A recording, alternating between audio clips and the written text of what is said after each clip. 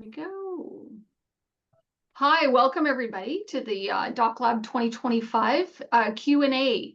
We find it really useful to have something like this so that you can ask your questions now before you send in your applications. We do have a couple applications already, so that's great that they were on top of it. We're looking forward to another record year. I'm going to be passing this over to our Executive Director, Angela Heck, just to hear a few words about the upcoming festival. I'm going to be still letting a few more people in, and then we will pass it over to Lynn to start the facilitating. I'll be in the background. Thank you. Thanks, Shelley. I'm Angela Heck. I'm the Executive Director of the Whistler Film Festival Society. And I'd like to start by acknowledging that the Whistler Film Festival Society is located on the unceded traditional territories of the Squamish Nation and the Lil'wat Nation. We are incredibly grateful to live, work, play on these lands and very much honor the language and culture of the Squamish Nation and Lil'wat Nations as well. And I'm taking a moment also to acknowledge that I'm coming to you here from Treaty 1 territory in Winnipeg at the moment. And it's a blistering hot, sweaty day here, so despite my jacket. Very good news that we are going ahead with this Doc Lab at the festival this year. It is our 25th anniversary year, and we're really excited to be gearing up. I feel like at 25 years, the festival's just really getting going. So that's pretty awesome. Will be taking place with the salted fish. And sorry, is there something else going on here? No, that's just me. Okay, and the Doc Lab will be taking place in good portion at the festival, really taking advantage of all the other amazing guests that we have there coming for the content summit, for the filmmakers who will be there having their own documentaries. I was just sharing with Lynn and the team here that documentaries is actually something that works very well at our festival. Our programmer is Robin Smith, and he obviously has great expertise in documentary as well. And so we're a wealth of talent and expertise in the documentary world. We will be putting our industry passes up for sale starting on September 16th. You heard it here first. Early bird prices will be in effect at that point. And of course, we look forward to also hearing more from our Doc Lab here, and hope you all consider signing up and taking part in the documentary lab.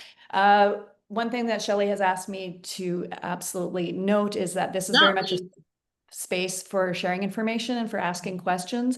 However, if you do have a question that you don't feel comfortable talking about at this point, just message Shelley directly through the chat function, and you can always reach out after the Q&A as well, and this will be posted online after this session. We're going to remind everyone to mute your microphones and ask questions in the chat, and there will be plenty of time for lots of questions at the end of this interview portion. And again, if you have any questions afterwards, just reach out to Shelley. So, Shelley, do you want to take it from here, or should I introduce our fabulous guests? Sure, if you want to pass it on to Lynn and do a little introduction of Lynn, and then thank you so much, Angela, for coming. Okay, thank you. Well, let's talk about Lynn Booth, our fabulous facilitator, back for another year. Lynn obviously has a wealth of experience in documentary production and has been facilitating our Doc Lab here for several years. And over to you, Lynn. Well, thank you, Angela. I'm really glad to be here. And I'm not sure if with so much going on, did we mention our funders, Knowledge Network? Oh, I didn't do that. Oh, Creative BC. No, I'll do it. Creative BC. We're going to give thanks. Big Time Decent, Creative BC, Knowledge Network. And CMF. And our major funders are Telefilm and CMF as well. Okay, well, I'm really glad that they've all come on board this year, because we have, a chance to bring 6 filmmakers in the documentary area. We don't pay for them to come. That's something to know. There's an application fee, but you do, if you're selected, get a pass to the industry event. And that takes place, I think, December 3rd through 6th in Whistler. And I think our guest today will let you know just how valuable that is. But again, one of the things I want to say is I'm Lynn Booth, filmmaker, documentary producer principally, and Doc Lab facilitator, which basically means I wrangle the cats with Shelley and bring in guests and hopefully match the filmmakers up with the mentors that can really support their process and help connect them to, who the people they want to meet. It's something I really enjoy, networking people, so it's a good fit for me, and I love the Whistler Film Festival. I feel very grateful to be part of it, and grateful to be able to meet filmmakers like Alex Buck and John Chang. So I'm just going to ask them to briefly introduce themselves, and then we'll dive into sort of, what they were looking for from the Doc Lab, what their experiences have been subsequently, strengths and weaknesses. I don't think they'll talk too frankly about that, but we'll start with maybe John. John, you want to tell us a little bit about yourself? Thanks, Lynn. Hi, I'm John. John Chang. I'm a director and producer of mostly documentaries and commercials here in Vancouver. I was in the lab in 2022 with Alex and Lynn and our wonderful cohort. And currently I guess like the biggest project I'm working on right now is my first feature doc, Spring After Spring. It's produced by myself and my co-director Joanna Wong, and has been funded by Knowledge Network. That project was, oh, thanks, Alex. That project was one of two projects I brought through the Whistler Doc Lab, and I can talk a bit more about that later on. Yeah, my documentaries have been featured on Knowledge Network, funded by Talus Originals, CBC, and I've had also one of my shorts screened at the Whistler Film Festival 2 years ago, I think, amongst other festivals. So yeah, I've been directing for about 10 years, producing maybe a little bit less, and I feel like the Doc Lab was kind of my first like foray into really getting a look and deeper insight into the industry and producing documentaries, and how the system works. What else about myself? Yeah, I guess, oh yeah, so this year has been pretty wild. I was co-directing a Talus Original series, Our Ocean Table, which is now kind of like all finished and is about to get released, but we were recently nominated for a Jackson Wild Award, which was pretty big. And I'm not from the natural history world. My co-director is, and in that sense, it's a pretty big acknowledgement. So two big projects this year, and yeah, it's been a wild journey, and this festival and lab has been a really big part of that. Thank you, John. Alex. And amazing, by the way, amazing that you got the Jackson Wild. That's amazing. Alex, take it away. Hey, I didn't know that button would do all that. I thought it was just going to make a little emoji, but still, congrats. It was very enthusiastic. Hi, I'm Alex. So I'm a filmmaker as well. I also work as an editor. So I actually shifted into documentary film just about a year before I did the Doc Lab. So I was working in the humanitarian sector internationally for many years and switched to documentary film. So yeah, I did the Doc Lab with my film Lobster Queen that I was directing and producing. And I've actually just recently finished the film finally this year. So after the lab, it did get funded and completed, and there's some festival announcements in the works. So we'll see what happens, and hopefully some sort of broadcaster eventually too. Yeah, so, and I guess as well as that, yeah, I work as an editor, and I also just finished, or I'm just finishing editing a feature doc for someone who was also in our cohort, Tammy Jones. So her film 807, working title 807, also got funded, and we're just finishing up on that. So Oh, that's so sweet, Shelly. Shelly's dropping it in the chat. Yeah, so that's me. Thank you. Amazing. Well, it's great to have you both here. And I guess this is a Q&A about your work, but maybe we can start with how you chose to apply for the lab. What was it you were seeking and making that application? How did you choose your projects? John, do you want to sort of tackle Yeah. that?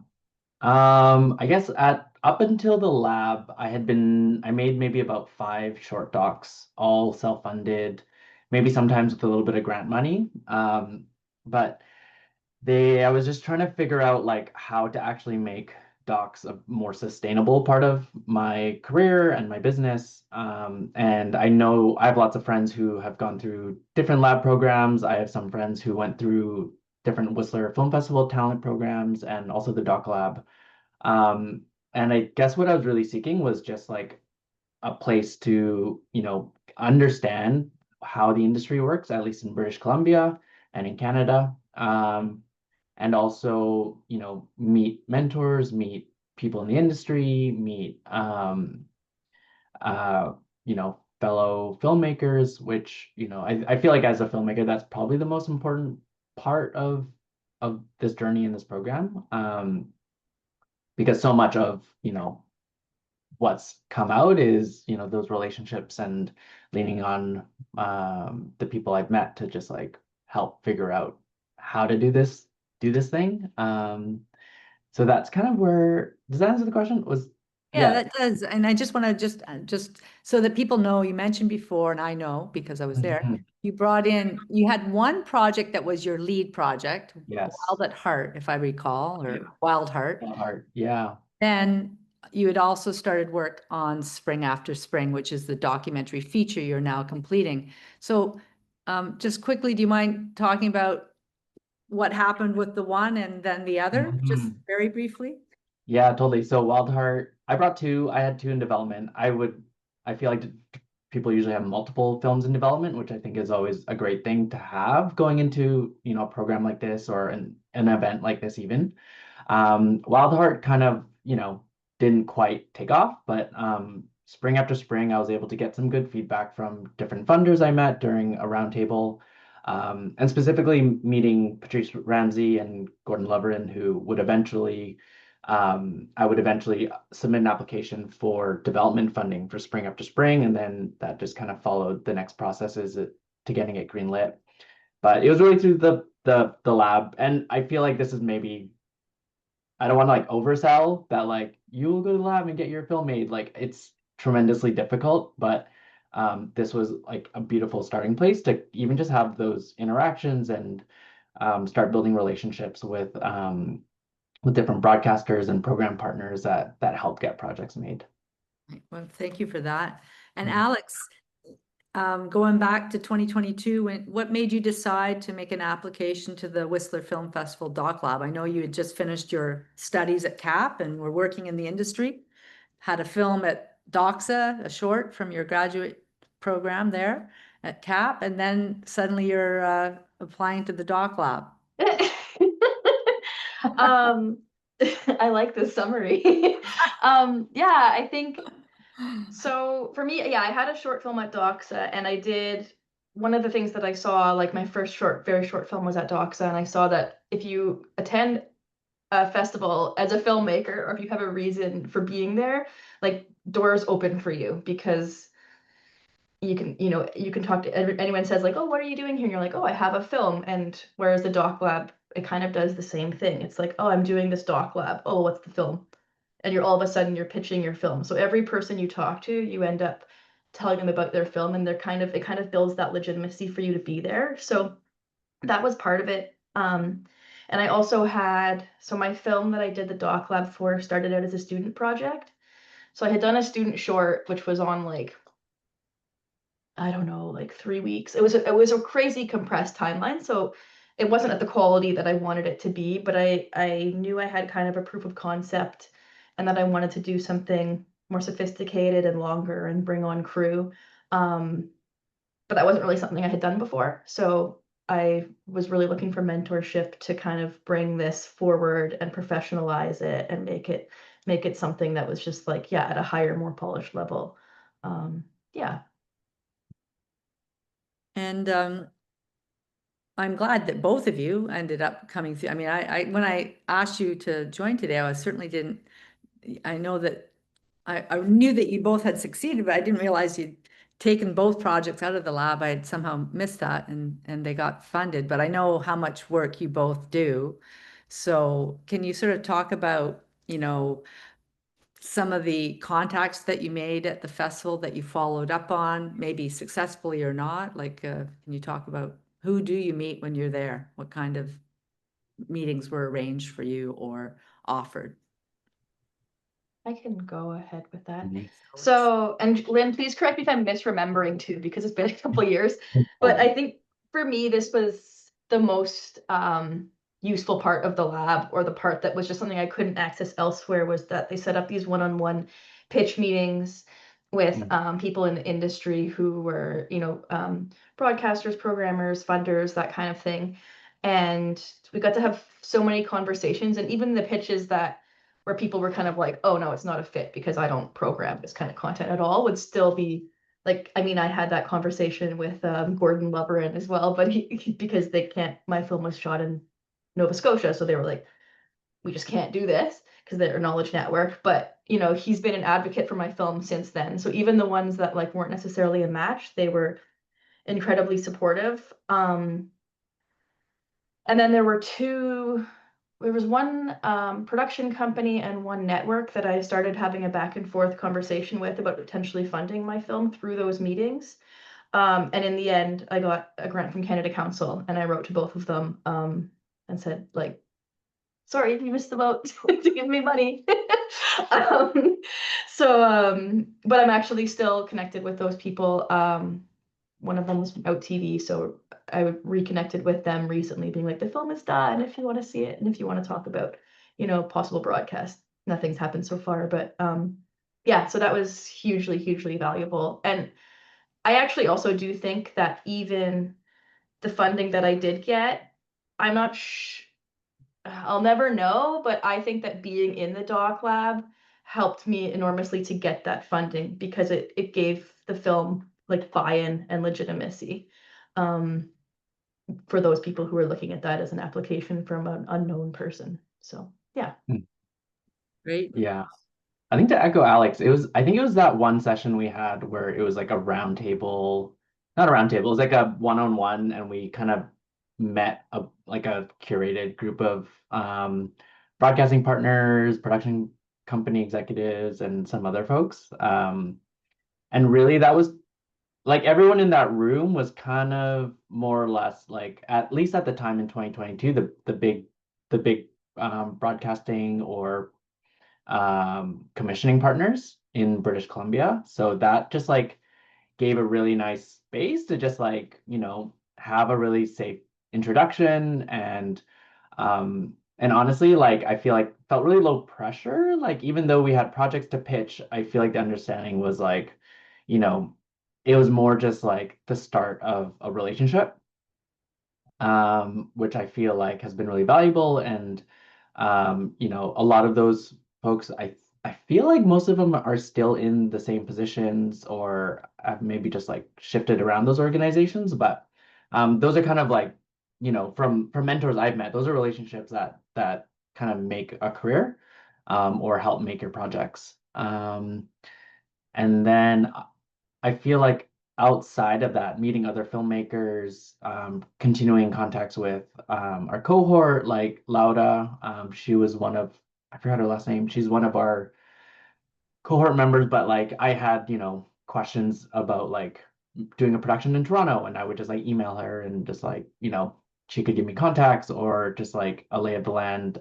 So that was tremendously helpful as well. Alex, do you have more to add? I know you mentioned already Tammy, though, that you worked with her subsequent to the lab. Are there other people that you, like members of the cohort that you collaborate with still, or? I think Tammy's the only one that I've collaborated with directly, although it was a pretty significant collaboration. and yeah, that kind of came through, you know, just this year. So it was several years later, but and that was great. It was a privilege to get to kind of edit her film. It was like a deeply personal feature documentary. So yeah, that was wonderful. But yeah. Okay, well, I John, guess to disclose as well, like Lynn is the EP on you're the EP on Yeah. our feature doc as well, and I feel like I- so Joanna Wong, my co-producer, we were like, wow, we literally don't know what we would have done if Lynn wasn't on board, because yeah, you really just shaped how yeah, just like our start and what we thought we could, you know, negotiate budgetarily, and just like figuring out a lot of kind of these nuts and bolts that we didn't have, at least the financial and business experience in that an EP would bring as well. well, that's very generous of you. I feel like I had a very small role. These are extremely skilled producers. I learned stuff from you and Joanna and from Alex, who I've also had the pleasure to work with on somebody else's project. She was the editor and I was the producer. But we have great participants. They really range. Like in your cohort, just going back, there were 6 participants. And Alex had just finished a program at Capilano. I mean, you had 10 years experience working internationally in communications and nonprofit humanitarian work, but you had just made 1 short, and yet you've continued to work in the industry. John, you already had 10 years experience working, but we also had Tammy, who was a 10-year or 15 or even 20 years as a camera person, but He was the first female Steadicam operator in the country, I think. Like, Mm-hmm. and I've talked to my friends who are in the union, and they're like, she's quite the legend, right. amongst in the camera world. So And we had, I think Cassie was in your era. She had at least 10 plus years, but so we have a real range of participants. Typically, some are, Nessie was just a recent graduate from the In Focus Film School. Yeah, it's so interesting, the range of projects and participants, but the cohorts almost always really get a chance to spend time together. Now, when you're thinking back, we had a lab, we had pre-Whistler and post-Whistler, and now I just wanted to say for the people here, the whole lab now is really focused on the participation at the 3-day Whistler Film Festival. So what happens is we have a couple of, 2-3 hour workshops prior to prep your pitches, but then you're on the ground for the 3 days and all these meetings are set up and other events we join in on the industry events that are planned by the industry Whistler people, and they're great. And then we just have a little follow-up after and some meetings with a mentor. Did you find that you were able to do story development? Because I wonder if that's something that people can reasonably expect to do. Did you do much story development of your work while you were there or through the lab, John? I'm trying to remember. I think we maybe had one session where we pitched our stories to one another in the cohort. But I feel like it's maybe like up to how much the filmmaker seeks that from the people they meet in the sessions. I'm trying to remember. I don't think we had a specific story session though, did we, Alex? No. We were definitely more focused on the networking side. I think we also requested that. So it might not have been the same in other cohorts. But yeah, we did all refine our like synopsis over the course of the program. That was kind of the big part. Yeah. Well, I think that it's true. Most of the time that story development probably happens in the one-on-one. If you select a mentor that you want to do story development, then you can do that with them. If you want a mentor who's going to help you write a better budget and financing plan, perhaps that's what you can do. Or, most people want to find people, how do I get this funded? So they're working on, developing their pitch and their packaging so that they can reach the appropriate people and build their network. So both of you, went through, you've made the films that you initially proposed and other films as well you've been working on during the last couple of years. What's up for you both now? Just before we take a few questions, do you want to just let people know what's your next project or two or three? What's on the horizon? John? Yeah, right now we're in post finishing for Spring After Spring. So probably by the beginning of September that'll be done, and then we'll go through a festival run, a really short festival run, and then release the film on Knowledge Network in the springtime during Chinese New Year's. And then otherwise, I'm kind of just wanting to take a minute to just like recharge and build a well and figure out what projects are coming up next. Kind of what to do with my life after a very full last couple of years. So yeah. Nice. And Alex?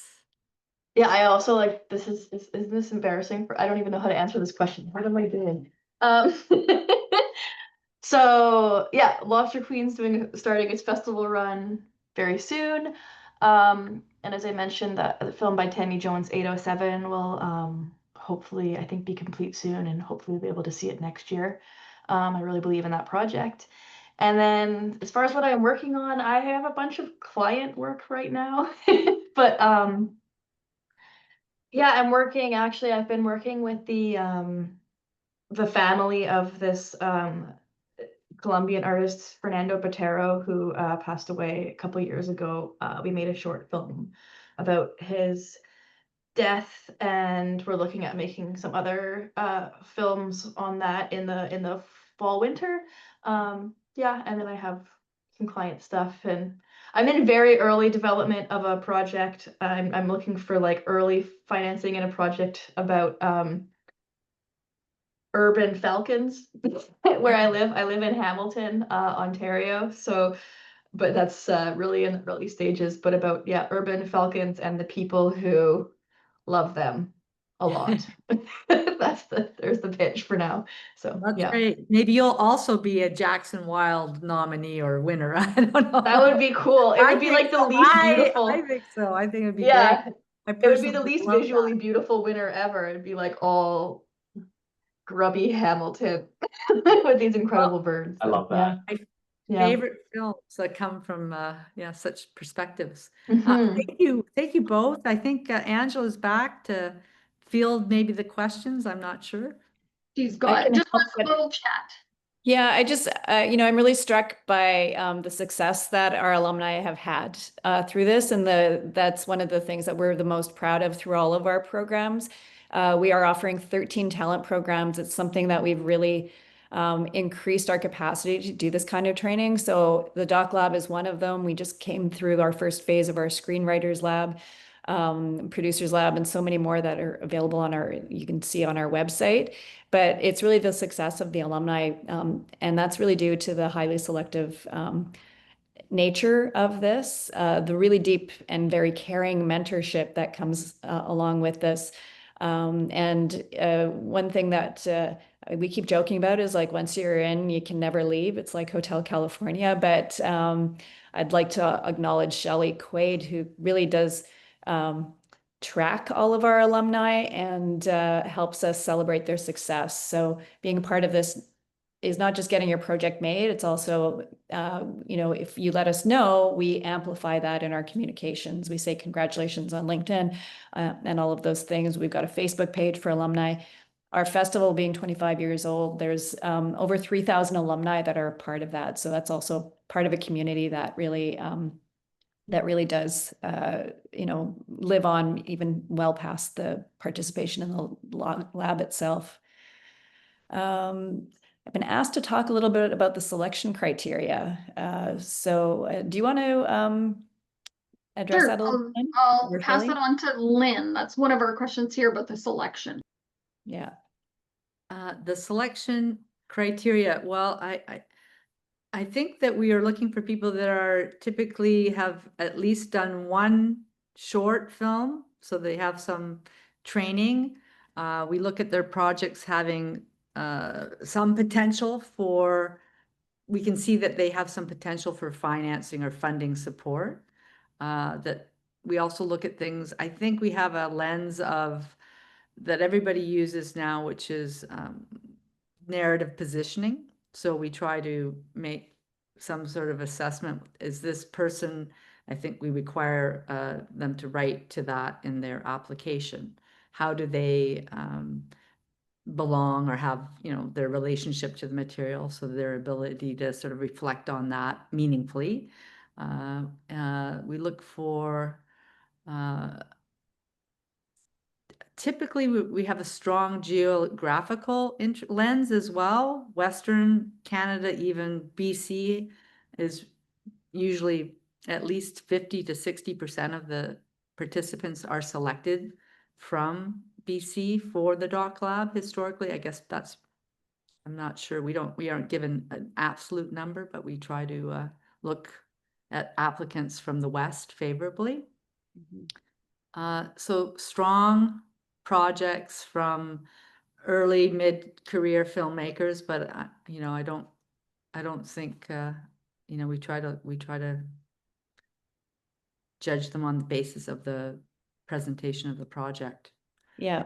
Helen, you were asked if it's the same structure as the previous lab you did, which is the PEI Market Accelerator. That was a very different program that we did have very specific mentors. It also went over a much broader period of time. So it was just a much deeper program than the Doc Lab. This is not to say that the Doc Lab is not deep. We have Lynn as a mentor, and we have Selwyn Jacob, who's one of the most celebrated doc producers and filmmakers in the country, as the mentors. The PEI program ran over several months, and I think there were 14 people involved with that. This is only 6 people, sometimes 7. And so you still have that real one-on-one connection with the mentors of the program. And it's just a slightly different format than the one that you were part of previously. Yeah, and I believe that usually Lynn and Selwyn, you'll take on like 3 of the projects each or something, like as a focus for the mentorship. Do you want to speak on that? Sure. I mean, now that this project, this is really centered, because before last year I was on sabbatical. The year before that, we brought in a mentor for each filmmaker, like separately from ourselves. I think we even had a third. Oh no, it was Julia, but she was away. So like when the people make their applications, I meet with them after they're selected, after they accept their position, and I try to figure out what kind of mentorship that they're most keen to receive. And then what happens is we try to work with the people that are on location at the festival. We try to work, like I'll go through the list with Shelley and the industry coordinators to find the people that are best suited for meetings, but also for some ad hoc mentorship there. And usually there's some follow-up after the festival. Did that help answer that question? So it's, Yes, I think so. It is a very customized approach to this. So it's not just and it really does take a look at the individual projects. And where we can really help is to introduce you to key industry people who will help your project at the logical stage that it's at. So, you know, if you need help with pitching, or you need to make a connection in this realm, or distribution, it's really, really highly customized. yeah, we bring in all the people, like there's Ruth Atkinson who runs the Scriptwriters Lab, and she's always willing to come in and do something. We bring in, you know, we had that wonderful Diane Whelan, Deanne, I'm not sure if I say her name, with her 500 Days in the Paradise. She came and did a special sort of masterclass on her process. And so we use the extensive talent that comes to the festival to try and, you know, elevate the mentorship there with And you those. will definitely have Robin Smith in your lab. Right. Yeah. Yes. Rob. Bill does the distribution. He's someone to Yeah, know. he just knocked it out of the park. He just got 4 feature films that he's associated with, funded through Telefilm. That's wonderful. Anyway, I think we have time for a couple more questions, maybe. Yeah, we so the recommendation for the maximum length, Lynn, maximum length that they can apply with, is there a maximum? I don't I don't understand, like a feature doc or like a like a Or 100 anything they apply episodes? with, does it have to be a minimum, maximum? I don't think so. No. No, just apply Mhm. with that. And then the other thing is we had a couple questions prior. Yeah. So currently, would the Doc Lab consider a docu-series or feature doc only? I think we said in the call, we are feature docs or limited series. Yeah. And so I won't go on. Right now in the universe that is changing, yeah, things are changing so quickly. So, I mean, yeah, I would stick with a docu-series or feature docs, but it could be a short doc as well, because Alex's was 35 minutes, or in the end, it was a half-hour doc that you applied with. So I think we're open for author or limited series. It's very open. Yeah. And you might even find in the process that changes, right? 100%. Based on the feedback that you get. Yeah. Yeah, that's what I Alex? was going to mention, is that was something that, at least with my film, like we refined in the lab, like what the length should be based on, you know, the story you have and what's marketable and what kind of makes sense for your particular story. Yeah, I'm And working right now on a film, and we'll make a feature doc, a 75-minute, and then you know what? We're looking at making a short. Like, I haven't made a short in my life, but things are adapting and you want to make things the appropriate length. So I think one of the key things that really is emerging is like, who is the audience for it, and really taking a look at where are you going to put it? What's the nature of it? Is it an impact documentary? Are you really gearing towards different communities? There's such a range of topics and ways to approach documentary that is something that also becomes really evident through the course of the lab. So you may have a very clear idea of the topic, but you'll be asked to dig a little deeper and say, what is the outcome that you want to have for this? And where do you want it to live? one question we get quite a bit too is, and this is something maybe John, because you've had some funding recently, but who's currently funding documentaries right now? Just question to everybody. Yeah, John? that's a great question. I am not 100% certain. This is kind of like my knowledge from last year. So I'll start kind of like in BC. There's TELUS that's doing, I believe, Story Hive and TELUS Originals. I believe CBC Vancouver is maybe doing kind of like short pieces as well. Knowledge Network, CBC Nature of Things, which is national. Crave does a Crave. few each year. Super Channel does a few each year, but you've got your telefilm money, you've got your Canadian Media Fund money, you've got your Canada Council money, you've got your, the usual things. But there's definitely been a contraction, I think, in the number of, commissioning hours. I think also being open to non-traditional kind of ways. We've got things like Mubi and Tubi. Audiences are increasingly, even with CBC, they're going YouTube first in some cases through their YouTube channel. So there's different distribution opportunities. I mean, if you've got something that's suitable for Roblox, fill your boots. It's like just different places and different opportunities. But what you were saying earlier, Angela, is something I wanted to just respond and say. You said the word which is on everybody's minds, and that is audience development. Audience development from the very beginning, and just reminded me of how, that's just baked in now.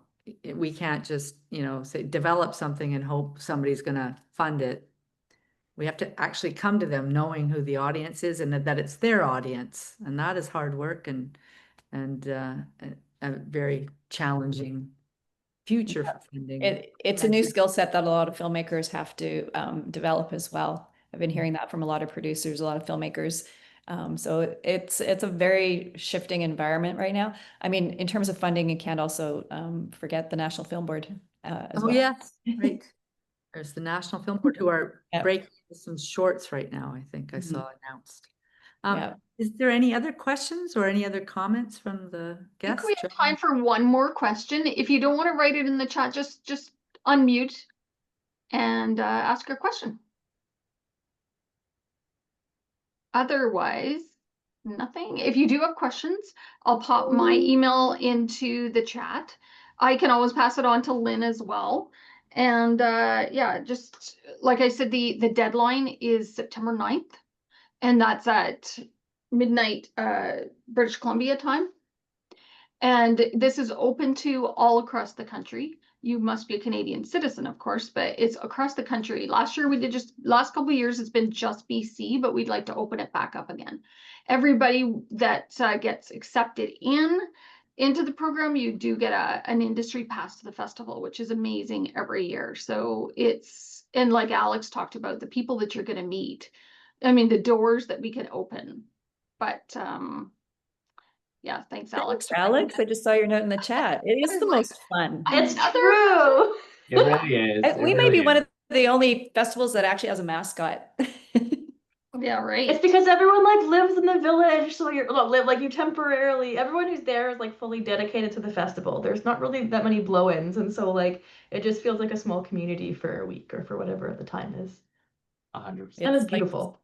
I was going to say And summer well camp done. for filmmakers, but it's winter camp for filmmakers. Yeah. And Angela, I'm going to give you one of the final last things to say. Do you have any surprises, anything that you can give us a heads up on the festival this year? Nope, nothing I'm saying out loud right now. Yeah. Okay, good.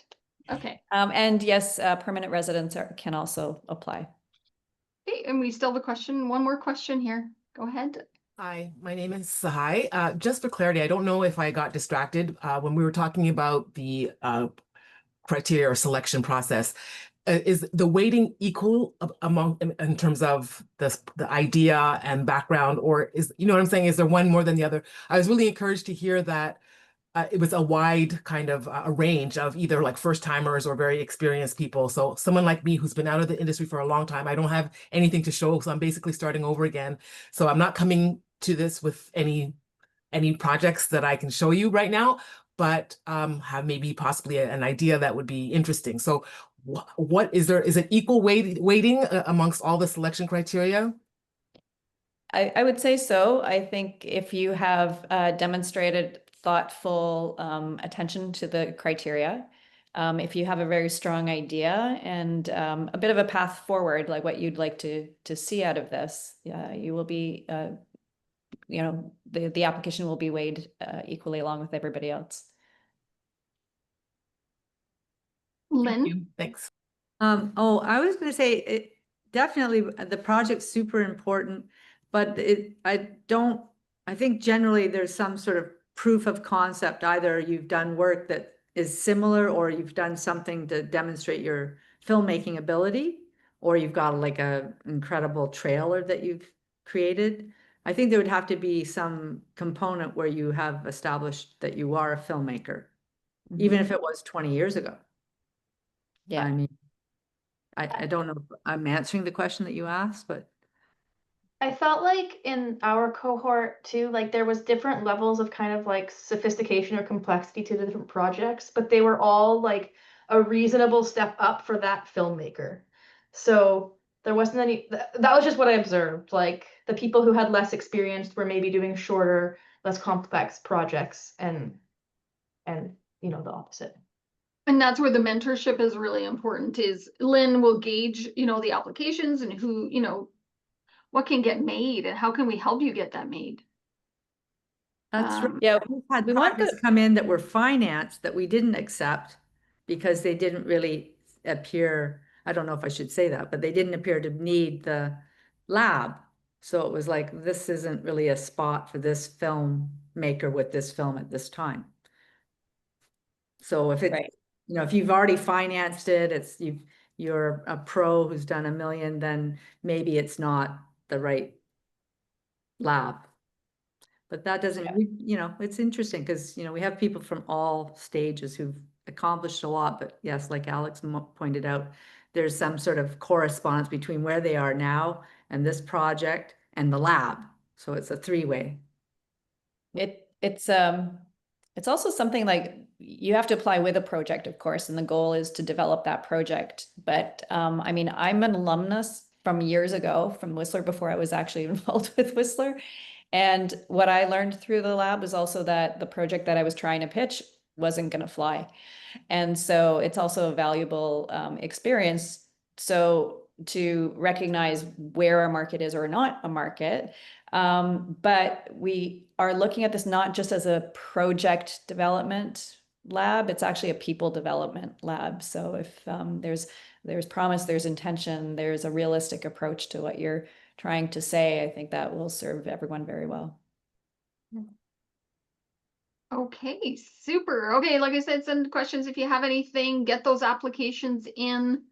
Thank you all so much for taking time out of your day and to meet all of our wonderful people. Thank you, Alex and John, to show up and update us on what's going on. This will be recorded. This has been recorded and will be posted on our website probably within the next couple days. And thank you so much, everybody. Thanks, everyone. Thank you. Thank you. Thanks, Thank you. everyone. Thank you. Thank you, Alex. Thank you, John. Thank